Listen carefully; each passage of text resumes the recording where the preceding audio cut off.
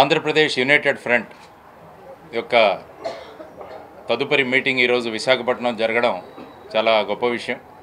విజయవాడలో అందరం కలిసి సమైక్యంగా అందరం కలిసి పోటీ చేద్దామన్న ఒక నిర్ణయం తీసుకోవడం జరిగింది. ఆ తరువాత తిరుపతిలో బాపట్లలో కూడా మీటింగ్లు ఏర్పాటు చేయడం జరిగింది. ఈరోజు విశాఖపట్నంలో మనం అందరం కూడా కలిసాం. ఏపీ యునైటెడ్ ఫ్రంట్ ఏర్పడడానికి ప్రధానమైన కారణం మా కోఆర్డినేటర్ రఘు గారు మీకు తెలియజేయడం జరిగింది. ఈ కార్యక్రమానికి విచ్చేసిన శ్రీ విజయ్ కుమార్ గారు, దాసరి చెన్నకేశవులు గారు, ఆ తర్వాత వస్తున్న శ్రీ శివభాగ్యరావు గారు, తర్వాత ఈ కార్యక్రమ అధ్యక్షులు శ్రీ చంద్రశేఖర్ గారు, వీరందరికీ తర్వాత మీడియా మిత్రులకి విచ్చేసిన పెద్దలందరికీ కూడా స్వాగతం పలుకుతూ ఏపీ యునైటెడ్ ఫ్రంట్ యొక్క కార్యప్రణాళిక, ఆ తర్వాత ఏపీ యునైటెడ్ ఫ్రంట్ ఎలా ముందుకు వెళుతుందన్నది రఘు గారు చెప్పడం జరిగింది. మనం ఒకసారి 1977వ సంవత్సరానికి వెళ్ళాం. 75 నుంచి మన దేశంలో ఎమర్జెన్సీ విధించడం పడింది 2 సంవత్సరాలు. ఆ సమయంలో ప్రజాస్వామ్యం అన్నది ప్రమాదంలో పడింది అన్న ఒక ఆలోచన రాగానే అనేక పార్టీలు కలిసి ఒక జనతా పార్టీలాగా, ఆ తర్వాత వారందరి సహాయ సహకారాలతో లోక్నాయక్ డాక్టర్ జయప్రకాష్ నారాయణ గారి ఆధ్వర్యంలో ఒక థర్డ్ ఆల్టర్నేటివ్ ఏర్పాటు చేయడం జరిగింది. ఆ ఎన్నికల్లో వాళ్ళు ఏ విధంగా విజయం సాధించారన్నది మీరందరూ చూశారు. కాబట్టి ఆ సమయంలో ఏ విధంగా ప్రజాస్వామ్యం ప్రమాదంలో పడిందో మేమందరం కూడా ఇప్పుడు అనుకుంటున్నాం. మన భారతదేశంలోనూ ముఖ్యంగా ఆంధ్రప్రదేశ్లో ప్రజాస్వామ్యం అన్నది ప్రమాదంలో పడింది. అది కేవలం ఒక స్టేట్మెంట్ ఇచ్చేసి నేను వదలను. ఇది ప్రజాస్వామ్యం ప్రమాదంలో పడిందనడానికి కొన్ని సూచికలు ఉన్నాయి. వాటి గురించి కూడా మాట్లాడుకోవాలి, ప్రజలు వాటి గురించి తెలియాలి. ఎందుకంటే ఎప్పుడు చూసినా ఎన్నికల్లో ఈ పార్టీ ఆ పార్టీ అనుకుంటూ మాట్లాడుతున్నాం, కానీ విషయ పరిజ్ఞానం అన్నది చాలా అవసరం. ఓటు వేసే ప్రతి ఓటర్కి కూడా తను ఎందుకు ఓటు వేస్తున్నాను, ఎవరికి ఓటు వేస్తున్నానన్న స్పష్టత తీసుకురావడం చాలా అవసరం. అందుకనే ఆ విధంగా చైతన్యం నిండిన ఓటర్ల నిర్మాణమే ఏపీ యునైటెడ్ ఫ్రంట్ యొక్క ప్రధానమైన లక్ష్యం.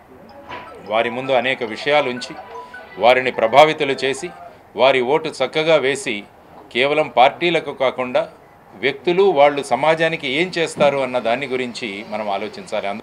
భారతదేశంలో 77% సంపద కేవలం 10% మంది మాత్రమే అనుభవిస్తున్నారు. అట్టడుగున ఉన్న 50% మంది దగ్గర కేవలం 1% సంపద ఉంది. మరి ఇది ఎక్కడి ప్రజాస్వామ్యం అండి? రాజ్యాంగంలో మనం సోషలిస్ట్, సెక్యులర్, డెమోక్రటిక్, రిపబ్లికన్ రాసుకున్నాం. సమాజాన్ని ఏర్పాటు చేస్తామని. ఎక్కడ సమాజం ఏర్పడుతుంది? ఎప్పుడు కూడా ప్రైవేటైజ్ చేయాలి, ప్రైవేట్ కంపెనీలు రావాలి. మన విశాఖ స్టీల్ ప్లాంట్ని ప్రైవేటైజ్ చేస్తున్నారు. ఏమంటున్నారు వాళ్ళు? Government has no business to be in business అంటున్నారు. మరి రేపు తెలుస్తా ఏ బిజినెస్ సంస్థలు ఏ పార్టీలకు ఎన్ని ఎలక్టోరల్ బాండ్స్ ఇచ్చారో అన్నవి. ఇప్పుడు ప్రతి పార్టీ కూడా ఏమడుగుతున్నాయో తెలుసా? మీ దగ్గర ఎంత డబ్బు ఉంది అని అడుగుతున్నారు. మీరు ఏం చేస్తారు అని అడగడం లేదు.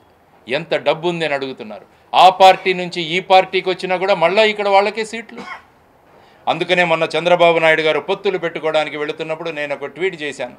అయ్యా, మీరు అమిత్ షా గారిని కలవడానికి వెళుతున్నారు, వెళ్ళినప్పుడు ఆయన దగ్గర నుంచి ఒక పేపర్లో రిటర్న్లో తీసుకురండి. ఆంధ్రప్రదేశ్ రాష్ట్రానికి ప్రత్యేక హోదా ఇస్తాం, విభజన హామీలు పూర్తి చేస్తాం, విశాఖపట్నం స్టీల్ ప్లాంట్ ప్రైవేటీకరణను మేము ఆపేస్తాం, అడ్డగోలుగా విభజించిన రైల్వే జోన్ని పునరుద్ధీకరిస్తామని 4 వాక్యాలు మీరు రాయించుకోరండి, వచ్చి మీరు చూపించండి, అప్పుడు మీరు పొత్తులు పెట్టుకోండి. ఆంధ్రప్రదేశ్ ప్రజలు ఆహ్వానిస్తారు. మా బాధ్యత, మీడియా కూడా మీ బాధ్యత. కాబట్టి అందరం కలిసి ఒక సుస్థిరమైన ప్రజాస్వామ్యాన్ని తీసుకొద్దామని ఏపీ యునైటెడ్ ఫ్రంట్ ఏర్పాటు చేయడం జరిగింది. ఈ ఎన్నికల్లో గనుక మనం జాగరూకతతో లేకుంటే రాబోయే తరాలు నాశనం అయిపోతాయి. ఎందుకంటే ఎప్పుడు కూడా ప్రభుత్వాలు ప్రజలు ఆనందంగా నిద్రపోయేటట్టు చేయాలి, కానీ ఈ ప్రభుత్వాలు ప్రజలను మత్తులో ఉంచుతున్నాయి. కాబట్టి ఈ మత్తులో నుంచి ఉన్న ప్రజలను మరమ్మత్తు చేయడం చాలా అవసరం. ఈ మరమ్మత్తు చేయడానికే పుట్టింది ఏపీ యునైటెడ్ ఫ్రంట్. కాబట్టి ఈ విధమైన భావాలతో మనం ముందుకు వెళ్ళింది అని మీ అందరికీ కూడా తెలియజేస్తున్నాను. జై భారత్ నేషనల్ పార్టీ అన్నది ఈరోజు ఇది ఉత్తరాంధ్ర ఆఫీస్ ఈరోజే మేము మొదలుపెట్టాం.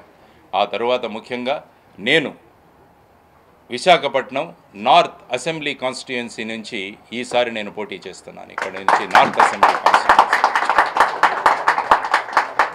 2 రాజులతో ఒక సామాన్యుడు తలబడబోతున్నాడు. 2 రాజులతో ఒక సామాన్యుడు తలబడబోతున్నాడు. చూద్దాం విజయం ఎవరు.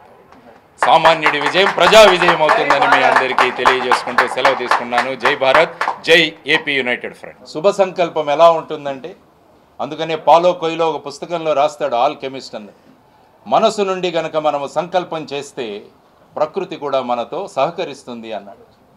మా జై భారత్ నేషనల్ పార్టీకి ఈరోజు టార్చ్ లైట్ సింబల్ అలాట్ చేశారని ఇప్పుడే నాకు తెలుసు. టార్చ్ లైట్ వెలిగిస్తాం, చీకటిని పారదోలుతుంది జై Bharat national party. Thank you very much. నమస్తే.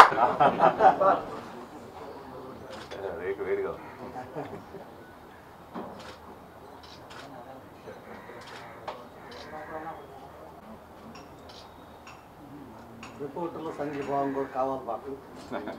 అది వస్తే గెలుస్తాం. Thank you.